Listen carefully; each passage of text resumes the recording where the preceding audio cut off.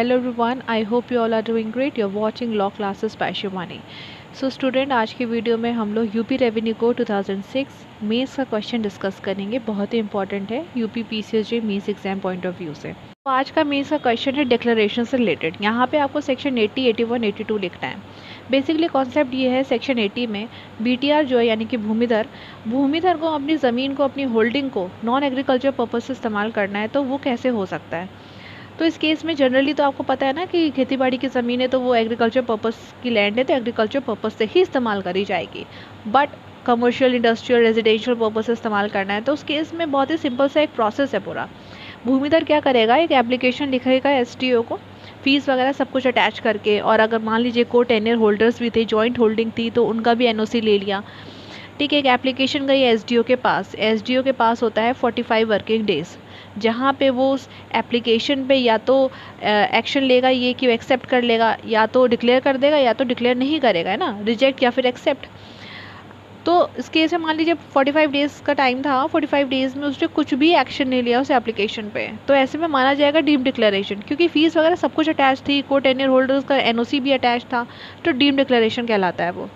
मान लीजिए उसने रिजेक्ट कर दिया ऐसी एप्लीकेशन, तो रिजेक्ट उसने किस बेसिस पे करी, उसने इसलिए रिजेक्ट करी क्योंकि उसको लगा कि पब्लिक न्यूसेंस क्रिएट करेगा ऐसा डिक्लेरेशन, पब्लिक ऑर्डर के अगेंस्ट है, मास्टर प्लान के अगेंस्ट है। ठीक है, तो ये बन गए आपके ग्राउंड्स ऑफ रिजेक्शन। और अगर उसने एक्सेप्ट कर ली, उसने डिक्लेयर कर दिया, ठीक है, उसने भाई एप्लीकेशन जो आई थी अब आप यूज़ कर सकते हो कमर्शियल, इंडस्ट्रियल, रेजिडेंशियल, जिस भी पर्पज़ से इस्तेमाल करना है। बट आपने क्या करा, भूमिधर ने 5 साल हो गए, ऐसा डिक्लेरेशन 5 साल हो गए, आपने जो है इस्तेमाल ही नहीं करा फॉर दैट पर्पज़। भाई डिक्लेयर ही क्यों करवाया था फिर आपने, 5 साल हो गए, अब लैप्स हो जाएगा वो, so that declaration will lapse automatically. तो 5 साल तक का समय होता है जिस पर्पज़ से आपने डिक्लेयर कराया आप इस्तेमाल करें। ठीक है, नहीं करा है तो दैट विल लैप्स।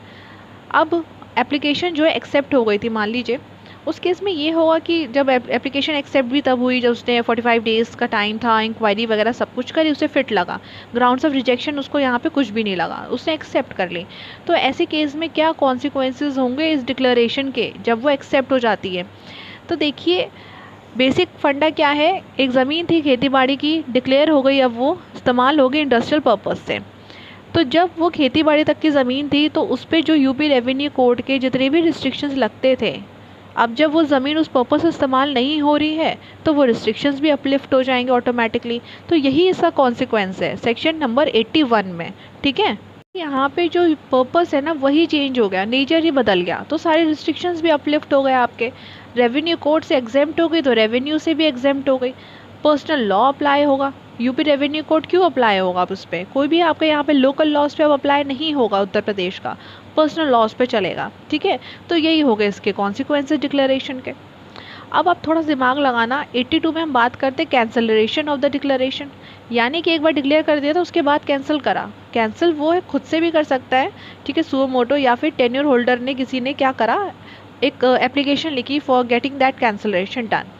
तो उस केस में ये होगा कि वापस से सारी रिस्ट्रिक्शंस उस ज़मीन पर आ जाएंगे। ठीक है ना, यानी कि जो वो होल्डिंग है रिवर्ट बैक हो जाएगी एग्रीकल्चर लैंड की तरह, सारी रिस्ट्रिक्शंस वापस से रिस्टोर हो जाएंगी, अब वो रेवेन्यू पेड लैंड बन जाएगी। ठीक है ना, उस पर रेवेन्यू एप्लीकेबल होगा, जैसे जो एग्रीकल्चर ईयर का चलता है 1 जुलाई से लेकर 30 जून तक। और अगर वो होल्डिंग किसी कॉन्ट्रैक्ट या लीज पे दे रखी थी तो वो क्या होगा, जितने एक्सटेंट तक इनकंसिस्टेंट है इस यूपी रेवेन्यू कोड के, तो उतने एक्सटेंट तक वो वॉइड हो जाएगा। ठीक है ना, इतनी सी बात आपको लिखनी है 80, 81 और 82। आप बस थोड़ा सा दिमाग में ये रखेंगे कि ज़मीन अब जो है एग्रीकल्चर पर्पस से इस्तेमाल नहीं होनी है, तो कॉन्सिक्वेंस क्या बनेगा इसका, यही बनेगा कि जो भी ट्रांसफ़र यहाँ पे रेवेन्यू कोड के हिसाब से होता है, जो भी चीज़ें यहाँ पे रिस्ट्रिक्शंस अप्लाई होते हैं, ठीक है ना, लैंड रेवेन्यू पे करना पड़ता है, तो वो कुछ भी यहाँ पे अब उस लैंड पे अप्लाई नहीं होगा, सब कुछ अपलिफ्ट हो जाएगा। और जैसे ही ये डिक्लेरेशन कैंसिल हो जाता है, ठीक है ना, 82 में, तो वापस से सारी रिस्ट्रिक्शंस वही सब इम्पोज हो जाएंगी। और कॉन्ट्रैक्ट और लीज़ वाली बात भी आप लिख देना उसमें, सारा ट्रांसफ़र, सारा डिवोल्यूशन इसी कोड के हिसाब से होगा फिर। ठीक है, so that's it on this video. I hope कि आपको ये कॉन्सेप्ट क्लियर हुआ हो। 80, 81 और 82 इंपॉर्टेंट क्वेश्चन है, तो ध्यान से करिएगा। और डीम डिक्लेरेशन जो है आपका 2020 अमेंडमेंट से ये प्रोवाइज़ो में ऐड हुआ है सेक्शन 80 में। तो अगर आपको ध्यान में रहता है तो आप ज़रूर इस अमेंडमेंट को वहाँ पे स्पेसिफिकली मेंशन कर देना कि 2022 अमेंडमेंट से ही डीम डिक्लेरेशन प्रोवाइज़ो में ऐड हुआ है, इंसर्ट हुआ है। So that's it on this video. मिलेंगे अपने नेक्स्ट वीडियो में। अब till then take care, bye bye everyone.